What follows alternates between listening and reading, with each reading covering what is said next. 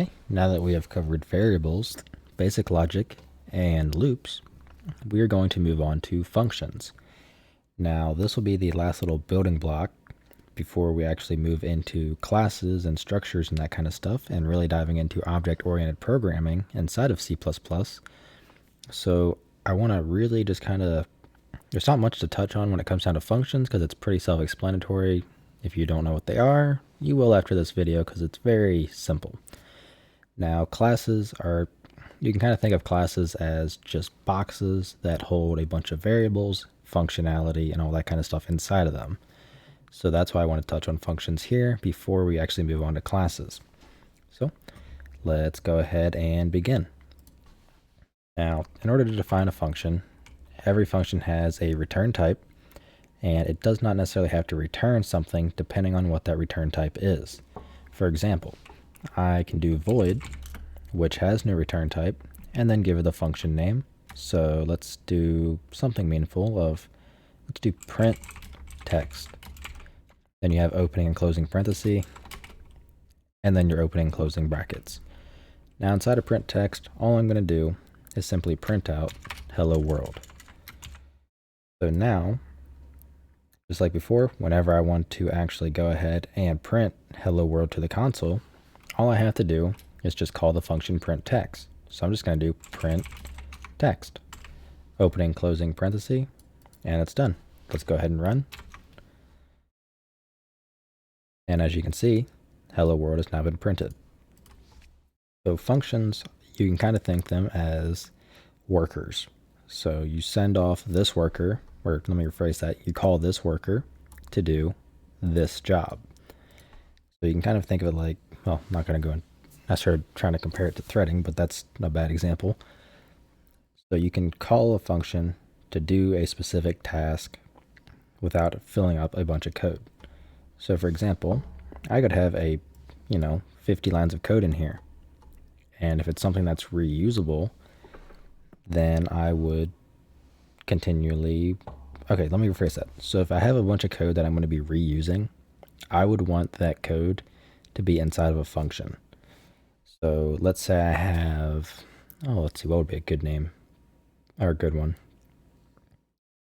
Okay, let's say I have a function called play, I want to play a sound.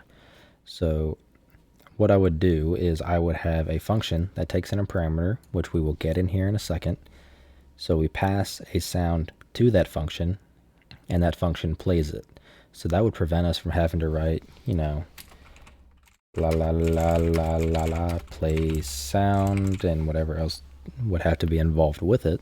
Instead, we could just call play sound whenever we wanted to actually play the sound, and it would keep our code a lot cleaner, and it's just ultimately a lot more readable to do this as well, and it's a lot less backtracking. So if you want to make one specific change, you can do that right in the function. You don't have to go through and make that change everywhere. So that's a big use of functions. Now let's move on to return types first. So I'm going to change this from print text to something else. Let's change it to get number. And let's make it return, well, the return type from a void to an int. And then all we're going to do is print out the numbers. So int number equals get number. And then let's print that out. stdcout number.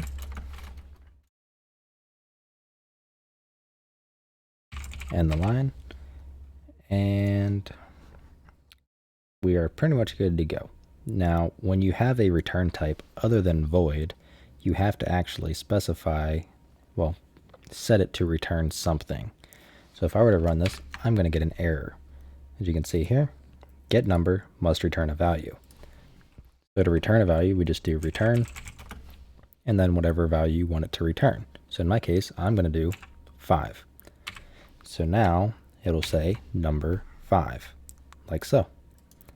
So the number it's returning is 5 from get number. Now we can make these functions do a couple of different things. we can also make these take in parameters as well.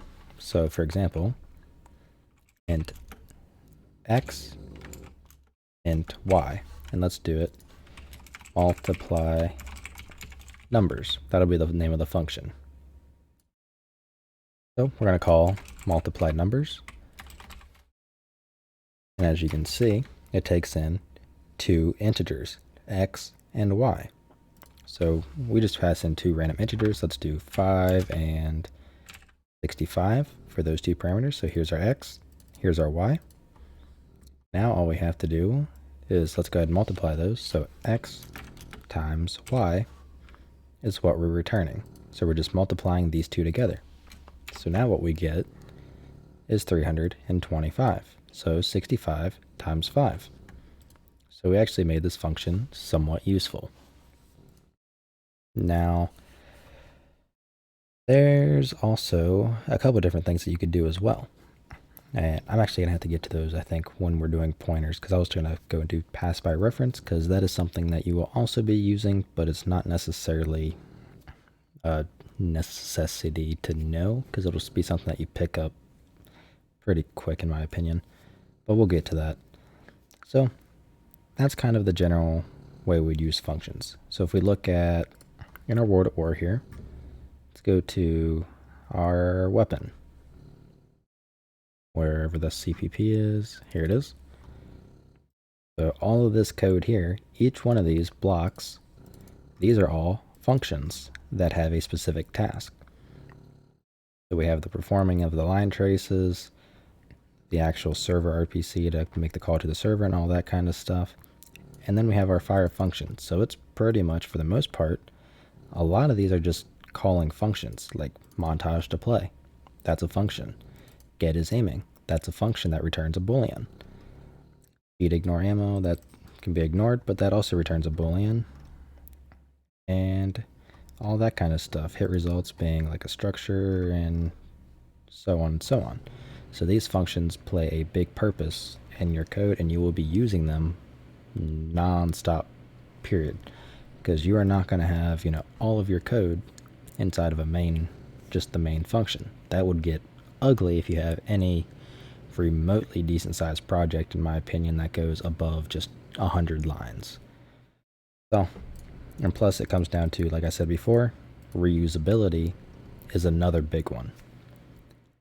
So hopefully this kind of cleared up what functions are. I'm assuming just about all of you know what they are anyways, but I'm just kind of covering the building blocks still for when we move on to classes. So I wanted to make sure we cover this a little bit. So now that this one's over, as usual, if you like what I'm doing and you want to help support me, you can find a link to my Patreon below. And same thing goes with my Discord server, where you can ask whatever questions you have. So I will see you in the next one. Take care.